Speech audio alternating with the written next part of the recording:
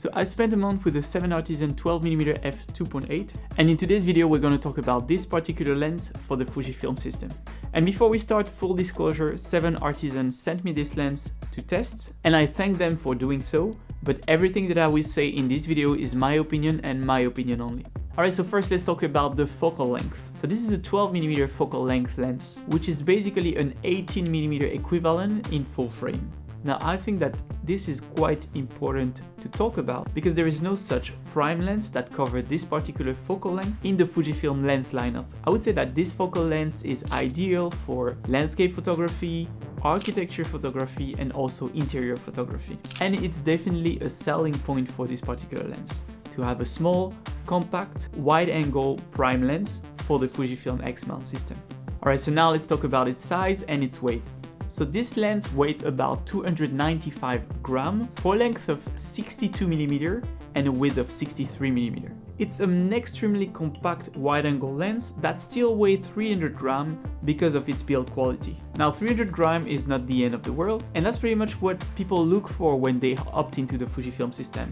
A small compact lens that they can carry with them everywhere they go. In terms of build quality, well, this lens is built in metal, which explains its weight even if there is no autofocus mechanism inside. Now this lens is not weather resistant, so be mindful of this particular factor when you use it and you bring it in your hike or for your landscape photography. It has a manual focus ring marked from 20 centimeters to infinity. I like the resistance on the focus ring because it actually makes it pretty easy to pull focus on and on of your subject depending on what you try to photograph. Now this lens also have an aperture ring marked from f2.8 to f16. Now I am used to the clicking aperture ring of Fujifilm, meaning that it makes it easy to have some feedback on the actual changes that you're making on the aperture value, but on this particular lens you will have to verify your aperture value on the top of the lens. So when it comes to the lens cap, that is something that I particularly do not like about the lens. It basically doesn't lock to the lens at all, and if you're trying to transport it somewhere, you can be sure that it will come out of the lens. And because the lens cap is in metal, if somehow it knocks on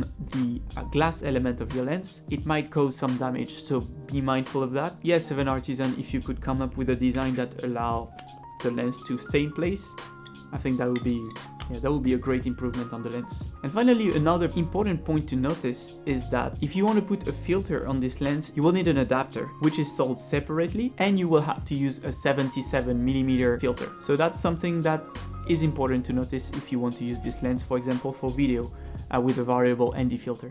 Alright, so now let's talk about image quality. First, I feel like the images that are produced by this lens lacked a little bit of contrast compared to, let's say, the 10-24 from Fujifilm. Especially in the shadows, I feel like there's not as much depth. When it comes to color reproduction, I think that the color reproduction is actually pretty good, but I would say that the chromatic aberration is not as controlled as lenses produced by Fujifilm, which, let's face it, are way more expensive. And this is something that you can correct with a simple slider in Lightroom or Capture One, so it's not a huge deal breaker. Finally, in terms of sharpness, I would say that at f2.8, the images are a bit on the softer side, but when you close the aperture to f5.6 or f4, the sharpness is actually pretty good, and I enjoy shooting with it, and I enjoy the images that the lens produces. Okay, so this is a manual focus lens, so if you are used to autofocus, you will have to take things slower to use this lens. Now, manual focus is not a bad thing, not at all. In fact, I always use manual focus when it comes to product photography or sometimes landscape photography, and it actually gives you more control on whatever you want to focus on. So keep that in mind, that you might want to approach the way you photograph differently if you use this lens. And the manual focus ring on this lens make it really comfortable to do so. Using the focus assist in the Fujifilm camera and by zooming in your image using this particular dial right here, you can pretty much achieve great sharpness on your subject. Alright, so this lens only comes at $172.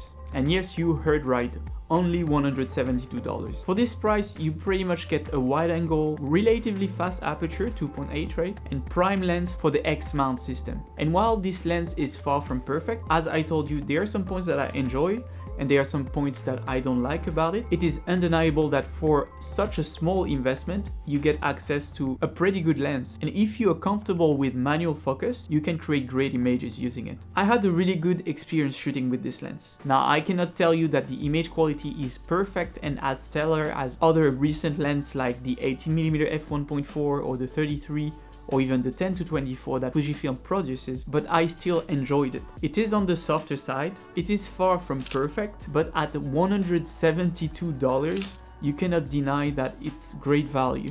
And if you're into landscape, interior, architecture photography, and if you're looking for a lens while being on a budget, it could be a good lens for you to try to pick up. Alright, so I hope that you enjoyed this video, and if you did, make sure to leave a like and subscribe to the channel. Help me reach my 10k subscribers by the end of this year. And by the way, let me know in the comment if you ever use a 7artisan lens, or if you have any more questions about this 12mm f2.8. And if you want to know more about the gear that's in my bag in 2022, check out this video right here.